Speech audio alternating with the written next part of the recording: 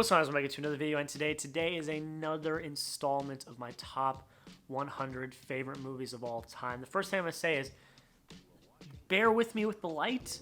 I know it looks like I'm telling a spooky story right now.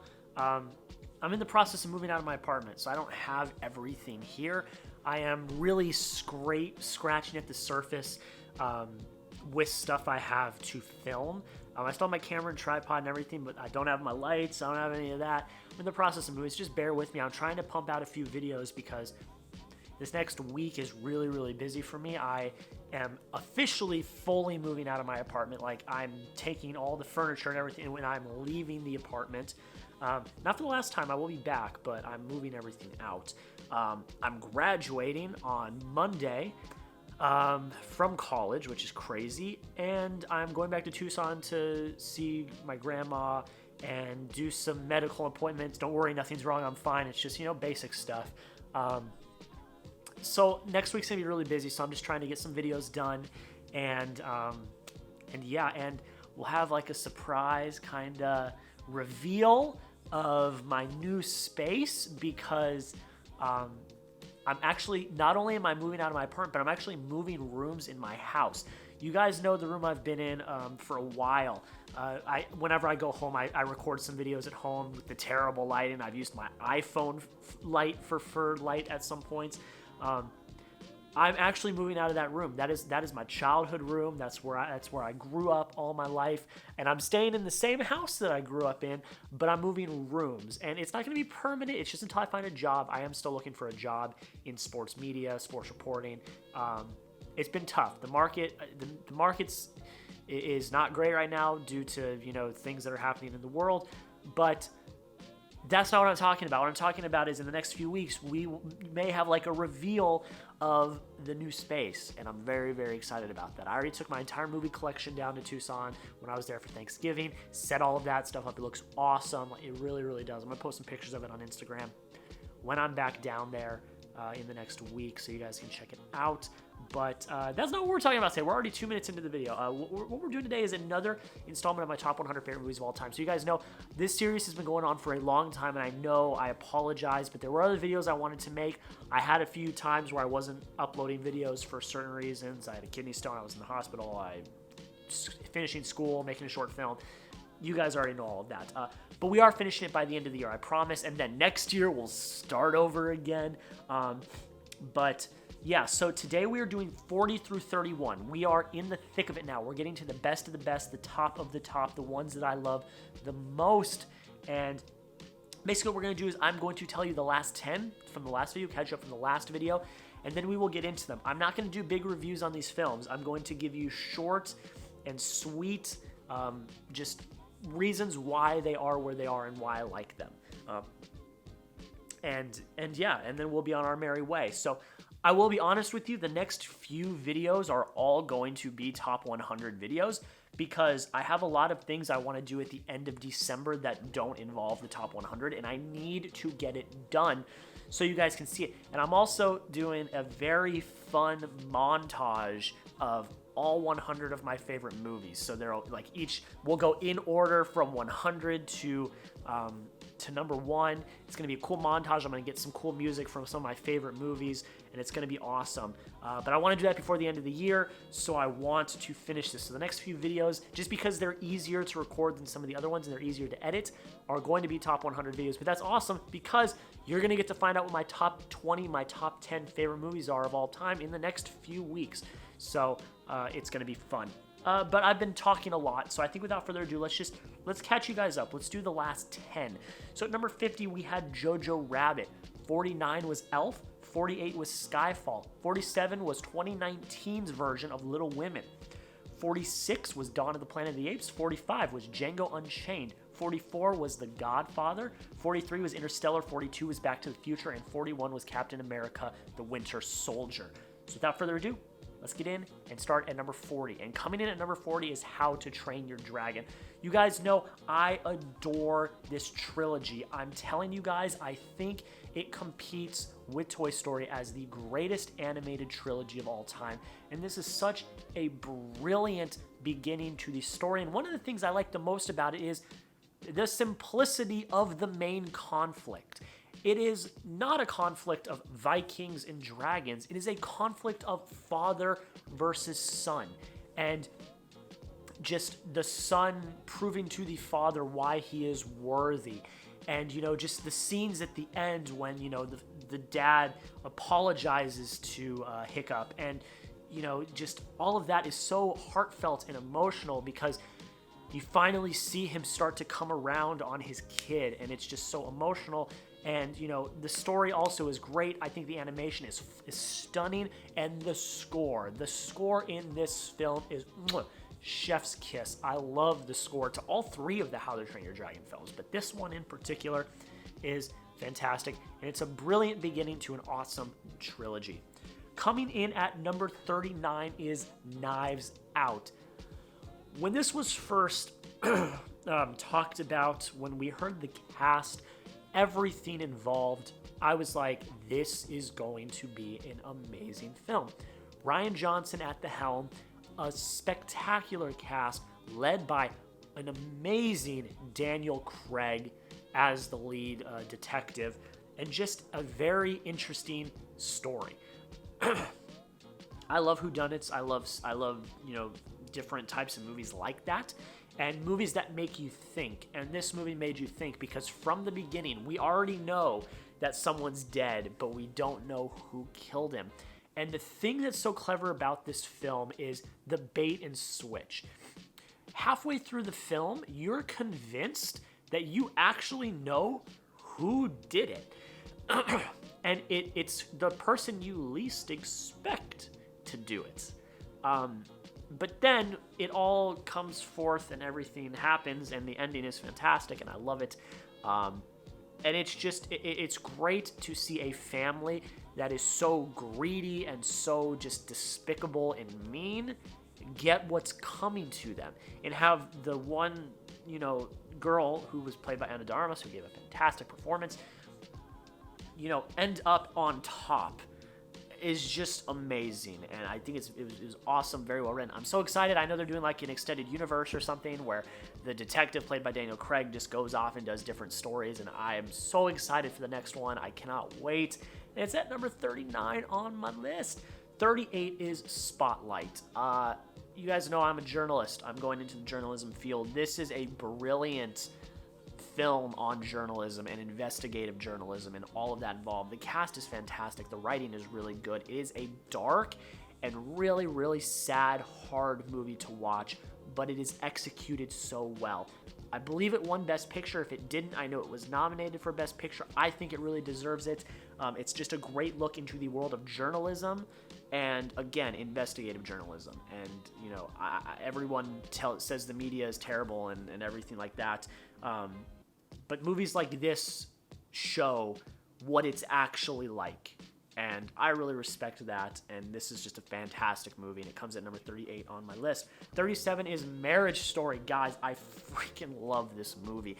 Outstanding performances by Adam Driver, Scarlett Johansson, Laura Dern, just to name the three that were nominated for Academy Awards.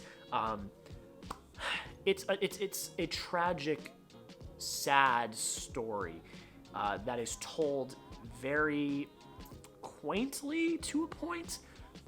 It's not big and bombastic. It's very soft and delicate at times, and that is the thing that's most compelling for me, is because it's a film about divorce, an ugly, ugly thing, and it gets ugly. Like literally, the scene where Adam Driver punches the wall and says he wishes Scarlett Johansson's character was dead.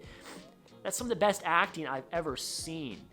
But we earned that scene through the subtle little moments leading up to it.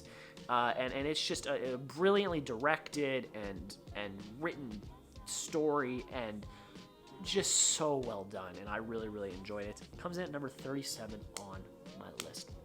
36 is Monsters, Inc. This is the ultimate nostalgia trip for me. This was the film I would always watch. I used to be deathly afraid of lightning, thunderstorms, weather. I used to be now I love it when it rains. It's like my favorite thing in the whole world, which is so ironic. But this would be the movie that I would run up into my mom and dad's room. I would get in bed. I would put this movie on, and this is the movie I would watch to get me through those times. And at the time, it was just that. But now I love it because it's just a great film from Pixar. The animation is amazing. It's funny. It's emotional. It's got great story. And overall, it's just awesome. I love this film so much. And it's not just because of the nostalgia. The nostalgia. It plays a big part. I love it. It's absolutely amazing. It comes at number 36 on my list. 35 is 3 Billboards Outside Ebbing, Missouri. This film is carried by the performances. Frances McDermott is the lead. The lead lady in this film. You've got Sam Rockwell. God, who else? It's a great cast. Sam Rockwell, Woody Harrelson. I mean, it's just it's a brilliant cast. It's such a dark movie about some really sinister, dark things. But it's also just a study into hate and, just doing the right thing. And it's such a compelling story. The writing is really well done. It's filmed very beautifully. And again, the performances shine in this film. It got a bunch of Academy Award nominations. I really think it deserved them. It was nominated for Best Picture. The film is brilliant. But it's dark and it's emotional and it's hard to watch at times, but it comes at number 35 on my list. Now, I may be memeing here, but I don't think I am because I absolutely love this next film. Coming at number 34 is National Treasure.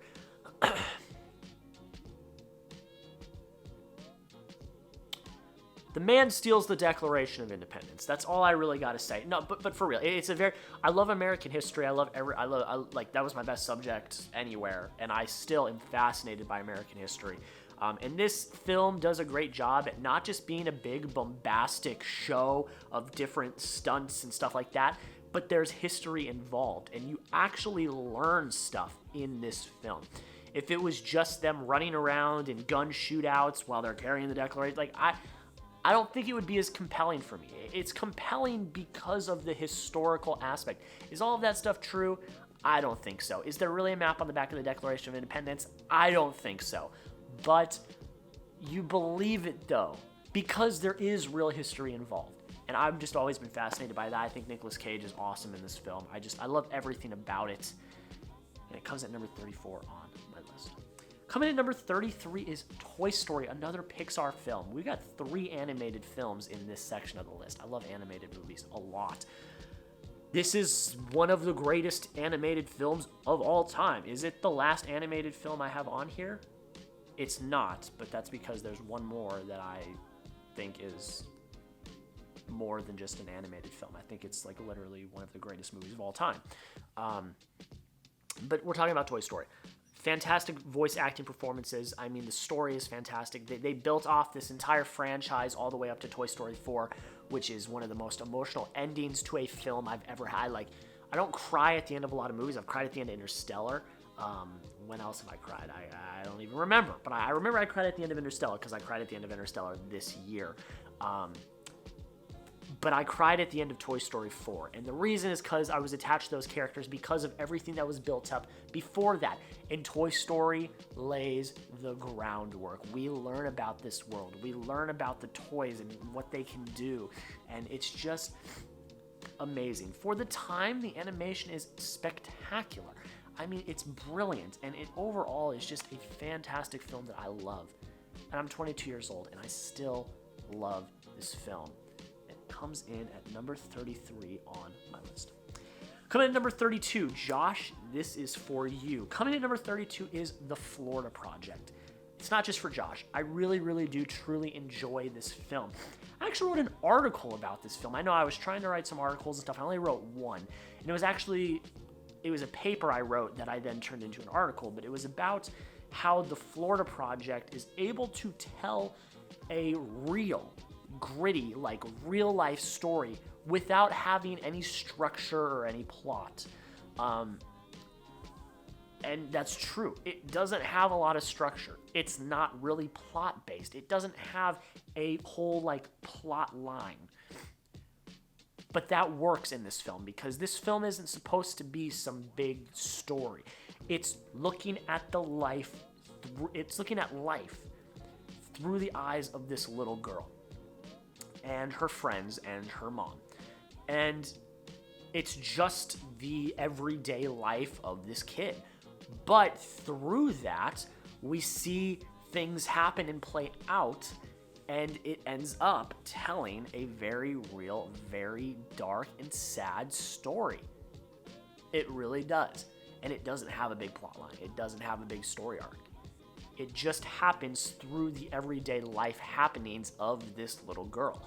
And I love that. The performances are brilliant. Now, it's not like real life footage. Obviously, they're actors and it is a story, but you understand what I'm saying. You're kind of picking up what I'm putting down. But it's fantastic. I believe Sean Baker is the director of this film. I could be wrong. Yes, it's Sean Baker. It's just a fantastic movie, and I really enjoy it. I need to revisit it again because it's actually really, really good. It comes at number 32 on my list. To round out the episode, coming in at number 31 is The Nice Guys. One of the most, if not the most underrated movies of all time. It is now starting to find a cult following ever since home video release and streaming. It's a brilliant comedy. Brilliant comedy. Russell Crowe, that's Russell Crowe, absolutely. Russell Crowe, Ryan Gosling are hilarious in this movie. The story's actually really, really funny, and it's just a damn good movie. It's a fun time at the movies. It puts a smile on my face every time I get to watch it. If you have not seen it, I would highly recommend it. This movie needs a sequel. It has to happen because it's just a dang good, funny movie. Will it get a sequel ever? I don't know. I can't be convinced that it will, but it should, and it's fantastic. And it comes at number 31 on my list. And guys, that's pretty much it. Let's run it back for you guys real quick.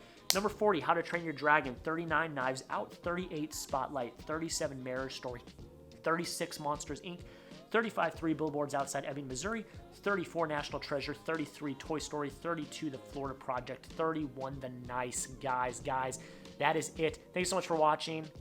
Make sure you like, comment, subscribe. We are one subscriber away from 500 subscribers. Who's going to be the one to do it? 500,000 subscribers. That's really actually an insane milestone that I never thought I would hit. So thank you in advance. But who's going to be that one person to do it? We're right there. Guys, that's pretty much it. Thanks so much for watching. Have a great rest of your day. We'll see you in the next video.